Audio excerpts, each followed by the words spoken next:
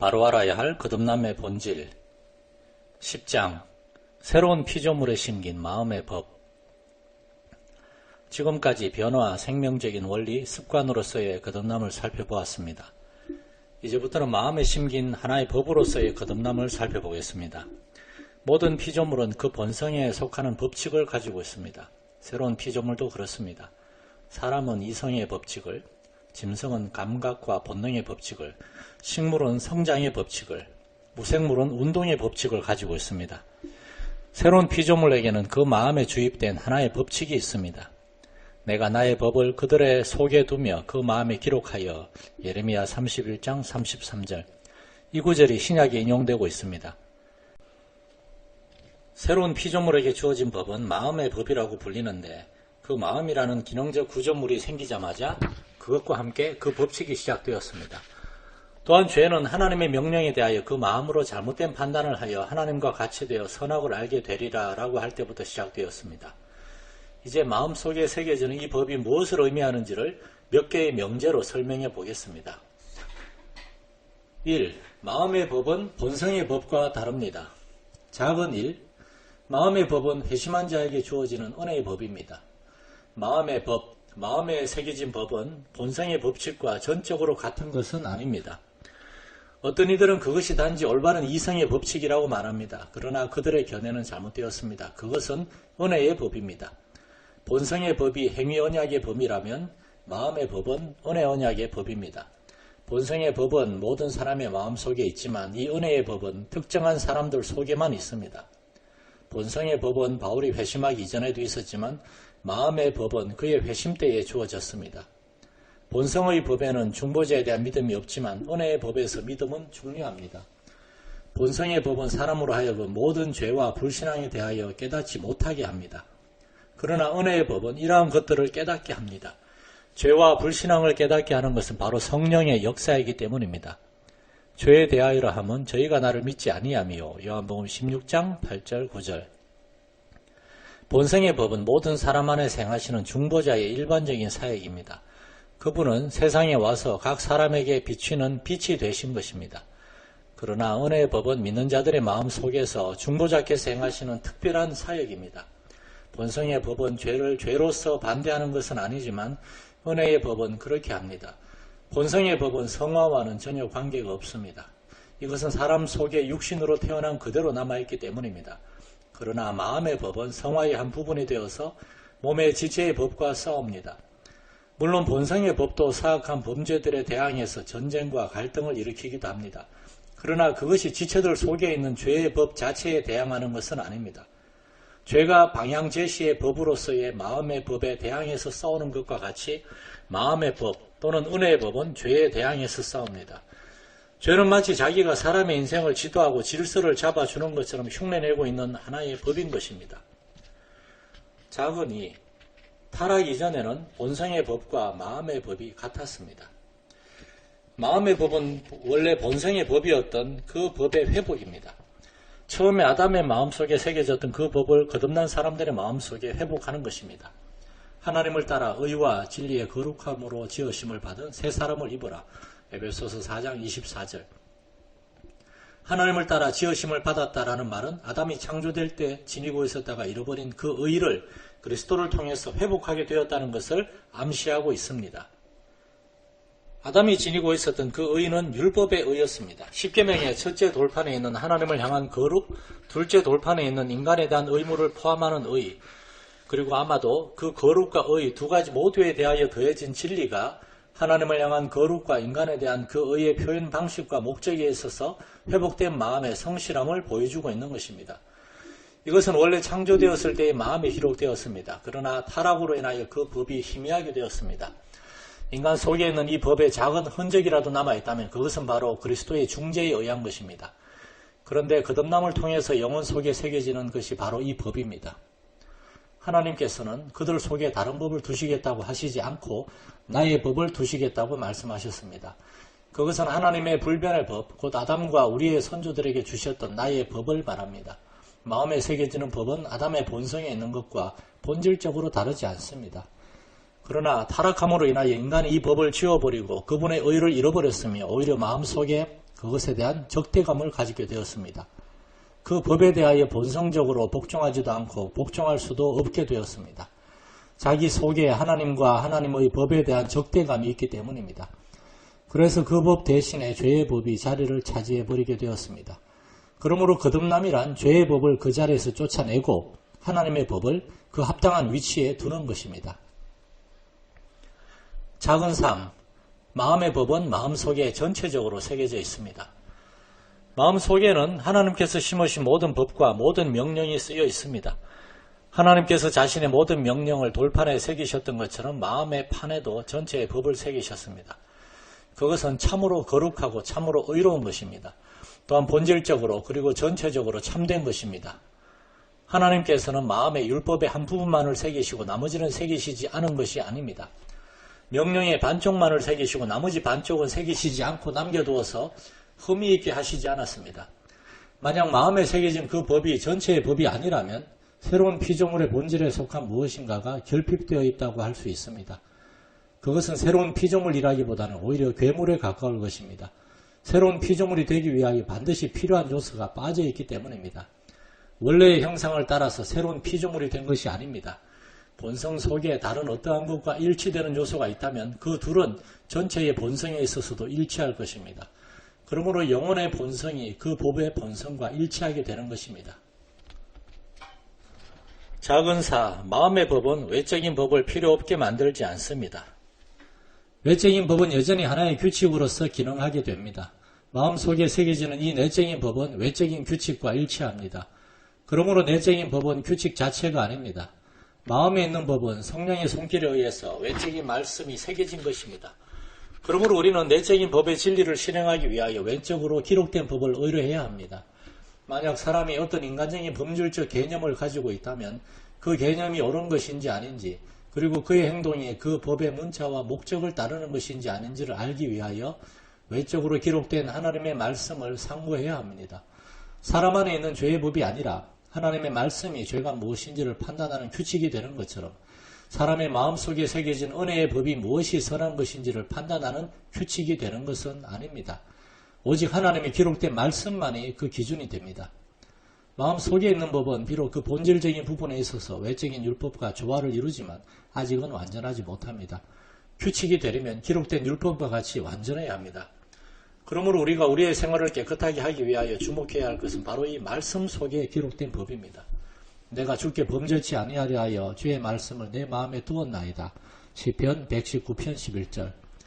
이 말씀에는 주의 법을 마음에 새기는 것이 약속되어 있으며 또한 내적인 가르침도 약속되어 있습니다. 그들이 다시는 각기 이웃과 형제를 가리켜 이르기를 너는 여호와를 알라 하지 아니하리니 이는 작은 자로부터 큰 자까지 다 나를 알미니라. 예레미야 31장 34절. 이것은 복음의 빛이 비춰지는 시대에 있어야 할 지식의 풍성함에 대하여 말하고 있는 것인데 그러한 지식은 유대인의 제의들의 여명 속에서 희미하게 비춰졌던 것들입니다. 그래서 복음 아래에서 가장 미천한 그리스도인이라고 하더라도 그리스도께서 임하시기 이전에 유대의 박사들보다도 하나님과 그리스도의 속성에 대하여 더 많이 알고 있는 것입니다. 그렇다고 해서 그리스도께서 가르치시는 것을 전혀 무의미하게 보셨던 것은 아닙니다. 만일 그러하셨다면 왜 사도, 목사, 교사 등을 세우시고 세상 끝날까지 그들과 함께 계시겠다고 약속하셨겠습니까? 이러한 내적인 가르침의 약속이 외적인 가르침을 무용하게 만들어 버린다면 말입니다. 이와 마찬가지로 마음의 법을 새기는 것은 문자로 쓰인 법을 무용하게 만들어 버리는 것이 아니라 오히려 그 외적인 법을 확립하고 진전시키며 또한 존중하게 만듭니다. 외적인 법은 목수가 집을 지을 때 규칙으로 삼는 집의 모델과 같습니다. 그 규칙에 따라서 목수는 마음에 어떠한 생각을 가지고 그 생각에 맞춰서 집을 짓습니다. 자기 마음속에 가지게 되는 그 생각이나 그림은 그에게 이미 주어져 있던 외적인 규칙에 맞아야 합니다. 그러므로 목수는 그 규칙을 항상 상고해야 합니다. 하나님의 법은 영원히 지속될 것입니다. 하나님의 거룩과 사랑의 법도 그럴 것입니다. 모든 이성적인 피조물들이 어떠한 조건 속에 있든지 자연 상태에 있든지 은혜의 상태에 있든지 아니면 영광의 상태에 있더라도 순종해야 할 법인 것입니다. 이 마음의 법은 구체적으로 무엇입니까? 작은 1. 법의 내적인 지식과 지적으로 그 법을 찬동하는 것입니다. 마음속에 의의 지식과 법의 존재는 하나님의 백성의 참된 특성으로서 함께 주어진 것입니다. 의를 아는 자들아, 마음에 내 율법이 있는 백성들아, 너희는 나를 듣고 사람의 회방을 두려워 말라. 이사야 51장 7절. 이 말씀에서는 지식이 있는 것으로 충분하다고 생각하지 않도록 마음에 율법이 있는 자들이라는 말이 첨가되어 있습니다. 머리가 아니라 마음에 그 법이 있는 것입니다. 회복된 지성 안에는 어떻게 그 법을 사용할 수 있는지를 가르쳐주는 원리가 들어있습니다. 그것은 마치 항해사가 익혀둔 기술과도 같습니다. 항해사는 나침반과 키로 배를 운전합니다. 외적인 법은 나침반인데 그것에 의지해서 항해를 합니다. 내적인 법은 바로 이것에 대한 실제적인 지식을 말합니다. 그것은 거듭난 사람의 마음 속에 심어진 법으로서 특별한 상황에서 외적인 법을 적용하는 내적인 기술입니다. 하나님의 말씀은 하나의 씨앗이기 때문에 그 씨앗과 같은 종류의 것을 산출합니다.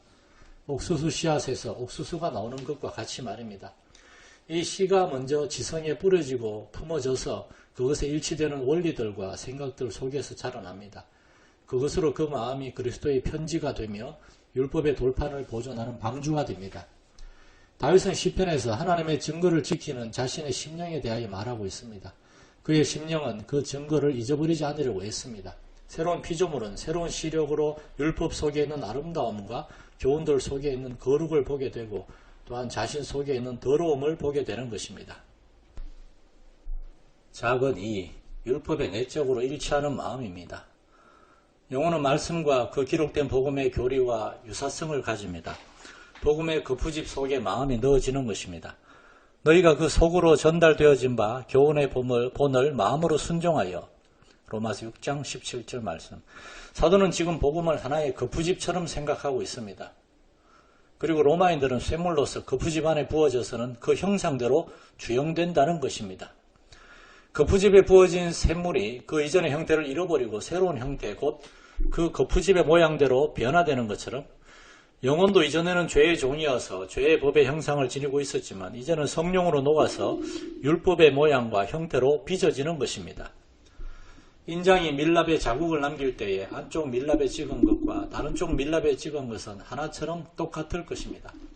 밀랍이 인장에 새겨진 글자들 틈 속에 꼭꼭 채워질 것입니다. 그런데 그렇게 밀랍에 찍힌 인장이 흔적 위에 다른 인장을 찍게 되면 일치할 수가 없습니다.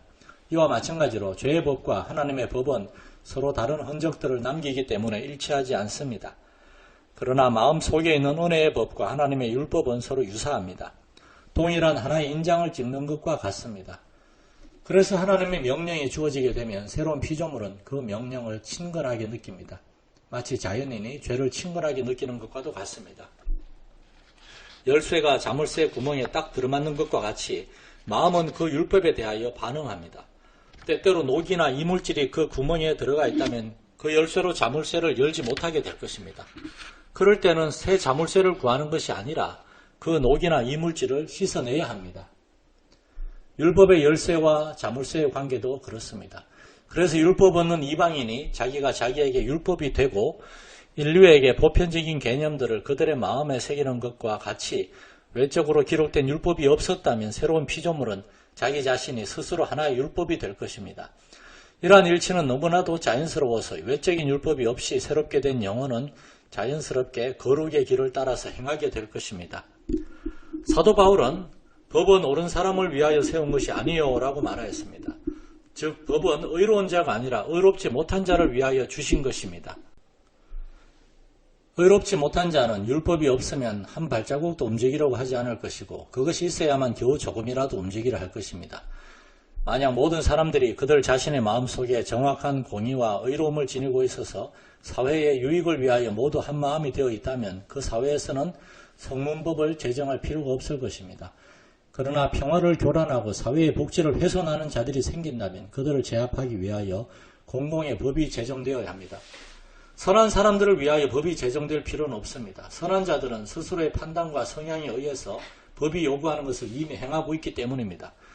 새로운 피조물이 율법을 지키기 위하여 행하는 것은 본성적인 자유와 선택, 판단에 의한 것이지 그 율법에 포함된 위협의 강제에 의한 것이 아닙니다. 작은 3. 율법에 복종하려는 강력한 성향입니다. 죄에 이끌리는 성벽이 이전의 본성에 강하게 작용했던 것처럼 새 본성에는 율법의 명령에 복종하려는 강한 이끌림이 있습니다. 이러한 새 본성의 효과적인 덕, 곧 부드럽게 그것을 억제해서 율법의 실행을 효과적으로 행사하게 하는 덕의 측면에서 그것은 마음의 법이라고 불립니다. 외부의 율법은 우리에게 강제적으로 명령합니다. 그러나 내부의 법은 우리를 부드럽게 속박합니다. 외부의 법은 마땅히 해야 할 일을 하라고 요구하는 반면 내부의 법은 우리로 하여금 그 일을 하도록 이끄는 것입니다. 외부의 법은 성경이나 양심에 기록되어 있어서 그것으로 마땅히 따라야 할 명령이 무엇인지를 알게 됩니다. 마음의 법은 사랑 혹은 사랑으로 역사하는 믿음의 성향입니다. 정욕의 충동이 죄의 법이라고 불리는 것처럼 은혜의 충동은 마음의 법이라고 불립니다. 마음의 법은 외부의 법과 전혀 다른 것이 아니라 그 법에 상응하는 것으로서 두 통으로 작성한 계약서가 서로 일치하는 것과도 같습니다. 그것들은 두 개가 서로 연합하여 하나의 완전한 법을 구성합니다. 하나는 지도 감독을 위한 것이고 또 하나는 실행을 위한 것입니다. 외부의 법은 훈령을 내리며 마음의 법은 그것을 진심으로 받아들이게 합니다. 옛 기질을 따라서 죄의 법을 받아들였던 것 같이 새 본성의 기질을 따라서 자연스럽게 그렇게 하는 것입니다. 그것은 생명의 성령의 강력한 법이 작용하는 것이어서 죄와 사망의 법에서 우리를 해방시킵니다. 죽은 문자로서 그렇게 하는 것이 아니라 활동적인 원리로서 마음을 살아나게 하고 율법의 요구를 이루게 하며 또한 이전의 마음을 방해했던 것에서 해방되게 하는 것입니다.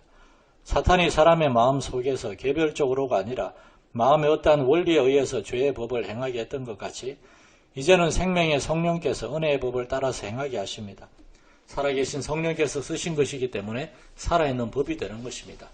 이것이 새로운 창조 전체의 주된 목적이기도 합니다. 곧 우리를 하나님의 계명을 쫓아서 살아가도록 만들기 위한 것입니다. 그 마음에는 하나님의 법이 있으니 그 걸음에 실족함이 없으리로다. 시편 37편 31절. 이렇게 영혼은 복음에 물들고 영적인 것이 되어서 이제는 본성으로 그 복음에 담겨져 있는 것들을 행하게 될 것입니다.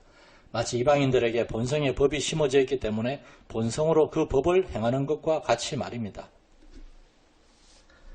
작은 4. 율법에 대한 강한 애정입니다. 말씀 속에 기록된 교훈의 율법들은 사랑의 율법으로 마음속에 있습니다.